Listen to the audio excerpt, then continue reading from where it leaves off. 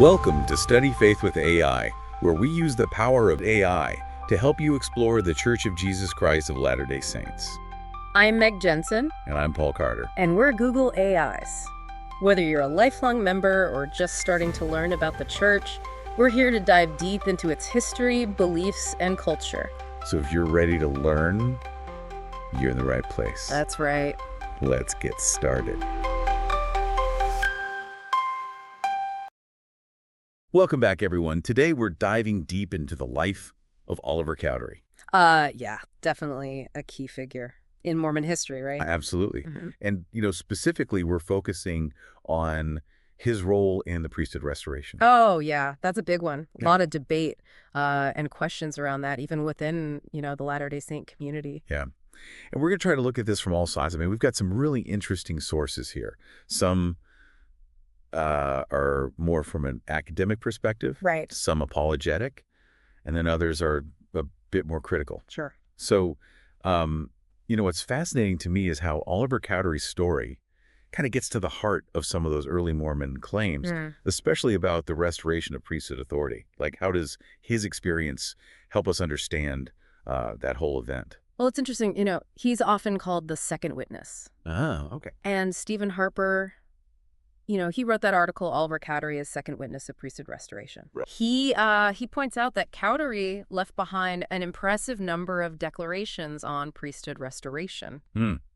So it's not just like, a one-off comment. It's like a recurring theme in his writing. Exactly. And what's really powerful, I think, is that he maintained this testimony even after he left the church. Oh, really? Yeah. In his own words, he said, "I have cherished a hope that those who might believe in my testimony might do so not only for the sake of the truth, but might not blush for the private character of the man who bore that testimony." That's a pretty powerful statement. It is. Like, he's saying, judge my words and judge me as a person. Yeah. And if you still find my testimony believable, then, that says something. It's almost like he's preempting any criticisms, right? Right. Like saying, okay, I get it. I've had my struggles, but what I saw was real. Exactly. But I mean, there are definitely those who challenge the whole historical accuracy of these priesthood restoration accounts. Right. And a lot of critics point to the fact that those more detailed accounts, like, the visitations of John the Baptist, Peter, James, and John, those didn't really appear until later in church history. Like Richard Bushman, he's a pretty prominent Mormon historian. Yeah, I know Bushman. He even says, like, the late appearance of these accounts raises the possibility of later fabrication. Okay, so how do we square that with Cowdery's, like, pretty consistent and heartfelt testimony? Yeah, that seems like a contradiction, right? Well, even Bushman himself adds to that statement. He also says, did Joseph add the stories of angels to embellish his early history? If so, he made little of the occurrence. Cowdery was the first to recount the story of John's appearance, not Joseph himself. Oh, interesting. So if Joseph Smith was trying to, like, fabricate this event to make himself look better, wouldn't he be the first one talking about it? Yeah, you'd think so. It makes you wonder. It does. So, you've got this, like, compelling testimony from Cowdery, but then there's this kind of, like, weird timing thing. What about the language used in the early church documents? I've heard some critics say that the term priesthood authority wasn't even used back then. Oh, yeah, that's a common one. But, Fair Fairs, they respond to a lot of those criticisms of the church. Yeah. They point to early newspaper accounts from 1830 and 1831 where Oliver Cowdery's out there teaching, and they mention that he was, having all these frequent interviews with angels. So maybe not the exact phrase priesthood authority, but the idea was already there. Right. This connection between Cowdery and some kind of divine power, divine authority. Exactly. And we have to remember, language changes over time. John Prevance, a scholar of Mormon history, he makes this point about how even the word priesthood, the way it was used back then, is different from how we understand it today. So, like, we can't just take the words at face value. Right. Got to look at the context. Yeah, consider how they were using those words back then. It's like, trying to understand slang from a different generation, right? It might mean something totally different to them than it does to us now. It totally does. Like, even just the word ward. Like, originally that just meant like a geographical area. Exactly. And then later became like a church unit. Yeah. So the things change. Okay, so words can be tricky. Yeah. But I think one of the big sticking points for a lot of people is the difference between, the 1833 Book of Commandments and the 1835 Doctrine and Covenants. Right. Some pretty big changes between those two, right? Yeah. A lot of critics point to the additions that were made to those revelations in the Doctrine and Covenants. Yeah. Especially the verses about John the Baptist and Peter, James, and John in section 27. Right. Those weren't in the original revelation in the Book of Commandments. Yeah, that's a pretty significant change. I mean, if those verses were added later, what does that mean for the whole story? Well, FAR, they argue that Joseph Smith didn't really see Revelation as static, set in stone. Okay. He believed it was imprinted on his mind.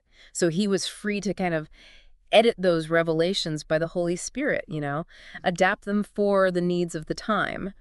So for them, it's not necessarily fabrication. It's more like clarification. Right. Or further revelation. Exactly. So you've got two very different ways of looking at the same thing. It's complicated. We got to consider that maybe their understanding of the priesthood was evolving. Yeah.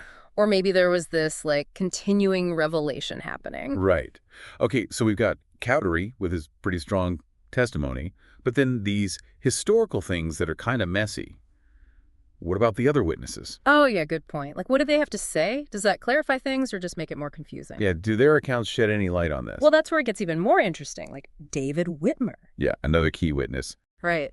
In an 1885 interview, he says, "I never heard that an angel had ordained Joseph and Oliver to the Aaronic priesthood until the year 1834, 1835, or 1836.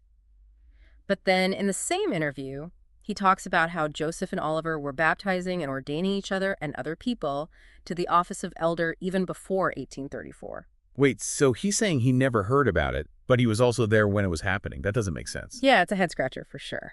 So how do we figure out what's really going on? Yeah. With these conflicting statements? Well, we got to be careful, right? Consider things maybe he had some biases. Maybe his understanding of the priesthood had changed over time. Uh-huh. And memory is a tricky thing, especially after so many years. Right. So maybe it's not as clear-cut as we'd like it to be. Yeah. Just because someone was there doesn't mean they remembered it perfectly or even interpreted it the same way years later. It's a good reminder that history can be messy. It's funny because this whole thing with the priesthood restoration kind of reminds me of the debates around the first vision. Oh, yeah. A lot of those detailed accounts about that didn't come out until years later, too. And critics will point to that, say it's evidence that it didn't really happen the way Joseph Smith said it did. But if we use that same logic, couldn't we question the priesthood restoration accounts, too? It's true. We can't just pick and choose which historical events we scrutinize based on, what we already believe. We ought to be consistent. Right.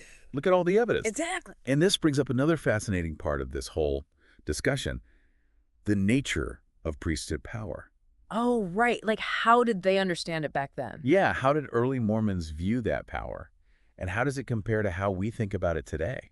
That's a big question. And it seems like it's something that's maybe changed over time. There's this really interesting Mormon Stories podcast episode. Oh, yeah. They talk about priesthood blessings and whether they really work. They point out that there's no real evidence to say that Mormons in Utah, they get a lot of priesthood blessings, right? Supposedly. But there's no evidence that they're any healthier than anyone else. So even within Mormonism, there are different ways of understanding priesthood power. It's not always, this clear-cut, miraculous thing. Yeah, definitely not.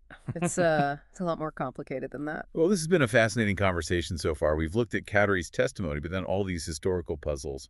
So where do we go from here? What's next? I think we need to look more closely at Oliver Cowdery himself. Okay. What happened after he left the church, and why did he eventually come back? And I guess the big question is, what can we learn from his experience? Whether we believe everything he said or not, there's got to be something valuable there. There is, and that's exactly what we're going to explore in the next part of our deep dive. It's amazing how Oliver Cowdery's life, it kind of mirrors the whole story of the priesthood restoration. Periods of uncertainty, moments of clarity, and then ultimately this really strong sense of conviction. Yeah, it's a cool parallel. It makes him seem more real. Mm. Like not just some figure from history, but a person who had doubts and He struggles. was really aware of that, like how people might perceive him. In a letter to his friend Phineas Young, he talks about how he wants to leave behind a good name, Yeah. so that people wouldn't blush for the private character of the man who bore that testimony. Oh, wow. So he knew people would be looking at his life, trying to figure out if he was trustworthy. Exactly. And I think that makes his story even more powerful. Like he had financial problems, he had disagreements with Joseph Smith, he was even excommunicated from the church. Oh, wow. I didn't realize it was that intense. Yeah, but through it all, he never denied his testimony about the priesthood. So what happened? Like, why was he excommunicated? Well, it was back in 1838. There were accusations of financial mismanagement, and he was clashing with the church leaders. It was a really tumultuous time for the early church in general. Yeah, I can imagine.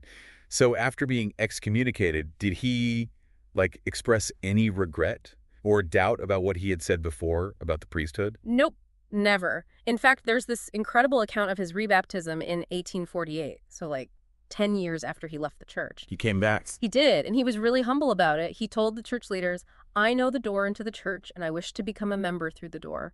I wish to be a humble, private member. I did not come here to seek honor."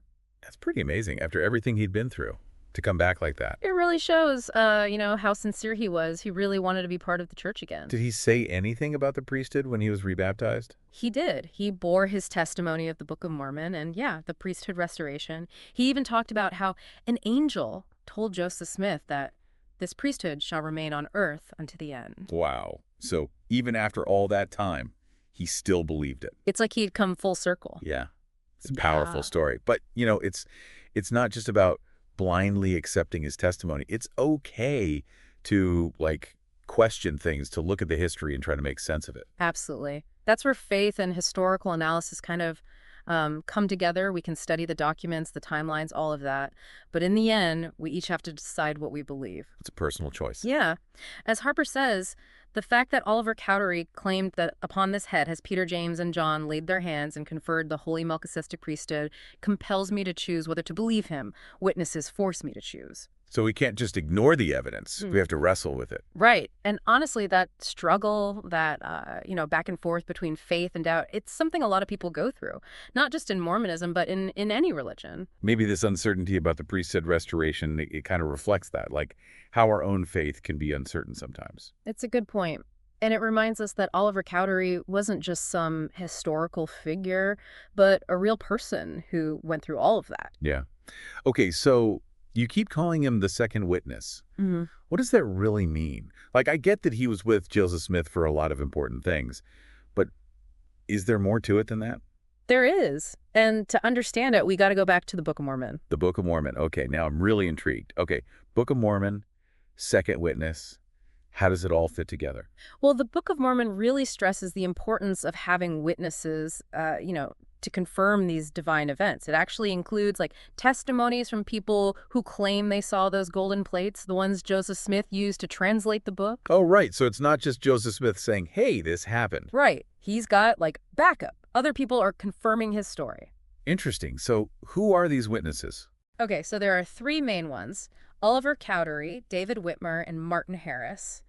And they all say they saw an angel and heard the voice of God basically saying, yep, these plates are legit. Wow. And these testimonies are, like, part of the Book of Mormon. Like, everyone can read them. Yeah, they're right there in the introduction. And then there are 8 more witnesses they say they saw and even touched the plates. Their testimonies are in there, too. Okay, so that's a lot of people backing up Joseph Smith's story. Yeah, it's like multi-layered confirmation. It's pretty compelling, actually. And this idea of multiple witnesses, it goes way back. It's like a biblical thing.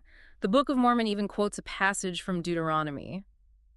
At the mouth of 2 witnesses, or 3 witnesses, shall he that is worthy of death be put to death, but at the mouth of 1 witness he shall not be put to death. Right, so it's like an ancient legal principle. Important stuff needs more than one person to vouch for it. Exactly, especially, when you're talking about divine events. So when we think about Oliver Cowdery as the second witness to the priesthood restoration, it takes on a whole new meaning. Because he's not just there. He's actively testifying about it, Yep. just like he did with the Book of Mormon plates. Exactly. And that second witness, it adds so much weight to the story, makes it more believable. And this idea of a second witness, Does it go beyond just Oliver Cowdery? Oh, absolutely. It pops up all over in Latter-day Saint teachings. Like, Yeah. you need two priesthood holders for certain ordinances, baptisms, confirmations, stuff like that. It's Right. like you always need that second person to make sure things are done right. So it's not just about individual experiences. It's about this whole system of validation, making sure everything is legit. Exactly. And that's where Oliver Cowdery's role becomes so crucial. He's that second voice, that extra layer of confirmation. So as we wrap up our deep dive into Oliver Cowdery, what are some of the big takeaways here? Well, I think it's important to remember that history can be messy. And it's okay to have questions. We can acknowledge the things that are unclear, the things that maybe don't add up perfectly. But we can also recognize the power of personal testimony, even when it's tied to these maybe uncertain historical events. It's about finding that balance, right, between faith and critical thinking. Exactly. And that process, that wrestling with things, it can actually lead to a stronger faith, a more mature faith. Cowdery's story is a great example of that. All those doubts, the questioning, and then, ultimately that reaffirmation. That's something a lot of people of faith can relate to. It's a very human experience. So for those who want to keep learning, we'll have links to all the sources we mentioned, Stephen Harper's article, the LDS Discussions website, that Mormon Stories podcast episode on the priesthood. It's all worth checking out. Definitely. And as you do your own research, think about this. What is Oliver Cowdery's story, with all the debate around it? What does it teach us about faith and testimony and how we approach history? How does all of that impact our own spiritual journeys? That's a great question to leave our listeners with. Thank you for joining us on this deep dive into the life of Oliver Cowdery and the fascinating story of the priesthood restoration. Keep seeking, keep asking questions, and until next time, keep exploring.